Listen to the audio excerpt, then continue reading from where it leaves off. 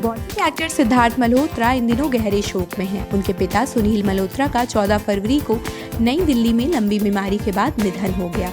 Sunil Malhotra merchant navy में कप्तान रह चुके थे और काफी समय से स्वास्थ्य संबंधी परेशानियों से जूझ रहे थे।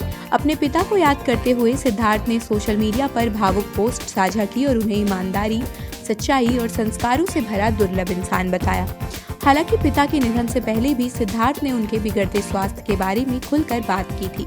पिछले साल उन्होंने बताया था कि पिता की तबीयत लंबे समय से ठीक नहीं थी और इसका असर पूरे परिवार पर पड़ा, खासकर उनकी मां पर, जो उनकी मुख्य देखभाल करता थी। लिली सिंह से बातचीत के दौरान उन्होंने कहा था कि कभी कभी वह डर या गुस्से में अपनी मां से सख्ती से पेश आते थे, क्योंकि वही पिता की दवाइयों और देखभाल की जिम्मेदारी संभाल रही थी। उन्होंने दिल्ली की एक सुबह को याद करते हुए बताया कि उनकी मां अचानक करीब 20 साल पुरानी बातों का जिक्र करने लगी। चाय कॉफी के दौरान उन्होंने उन संघर्षों को साझा किया जिनका सामना उन्होंने उस समय किया था जब सिद्धार्थ अपने करियर की शुरुआत में बिजी थे और घर से दूर थे। सिद्धार्थ ने स्वीकार किया कि वह अपनी मां की मजबूती और त्याग को पूरी तरह समझ नहीं पाए थे। उन्होंने कहा कि उनकी मां अक्सर पिता की सेहत से जुड़ी कठिनाइयों को उनसे छिपा लेती थी। अब पीछे मुड़कर देखने पर उन्हें एहसास होता है कि उन सालों में उनकी मां ने कितने बलिदान दिए जिनका उन्हें अंदाजा भी नहीं था। इस बात को लेकर उन्हें रिग्रेट भी है कि वह पहले अपनी मां के प्रति उतनी संवेदनशीलता और सराहना नहीं दिखा सके।